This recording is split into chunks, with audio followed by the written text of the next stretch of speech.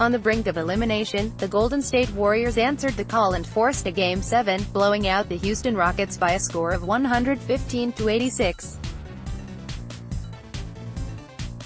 The game was closer than the final score suggested, especially when you take into account that the Rockets were up 17 points after the first quarter and up 10 at halftime.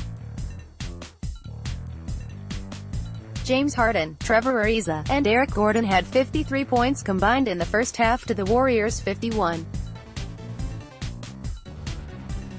The shooting was as good as the team has seen since Game 2. But the Rockets went ice cold and scored just 25 points in the entire second half. Ariza was scoreless after halftime, Harden scored just 8 in the third, and Gordon, who was lights out in the first half, had just 3 points in the second half.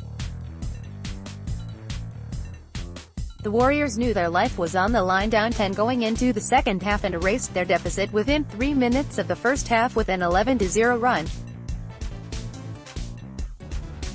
The Big Three stepped up for Golden State and outscored Houston by themselves, combining for 88 points. The team was led by Klay Thompson, who had a game-high 35 points and shot 13-23 from the field. Stephen Curry also shot above 50%, making 12 of his 23 shots and sank 5 triples. The switch was flipped in the second half thanks to the Warriors' desperation, and combine that with the Rockets' series-high 21 turnovers, it equals a 29-point blowout. The switch was heavily pushed along by the referees, who noticeably swallowed their whistle in the second half.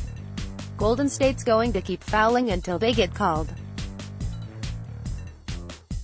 So they keep fouling. Hardwood paroxysm, at HP Basketball, May 27, 2018. Lots of fouls not being called on Warriors. Marcus Thompson, at Thompson Scribe, May 27, 2018. The Warriors could beat Eric Gordon with James Harden, and the refs would call Trevor Ariza for a foul. Kelly Scaletta, at Kelly. Rockets turned the ball over too much, and the refs were awful, but the Warriors made their threes and were in their element tonight. No team could have stopped the Warriors' onslaught tonight, other than, the Rockets with Chris Paul. Tonight is a disappointment, but not all the air is out of the balloon. The series shifts back to Houston for Game 7. The Rockets have home court advantage and will need to find a way to limit their turnovers and the Warriors' offense.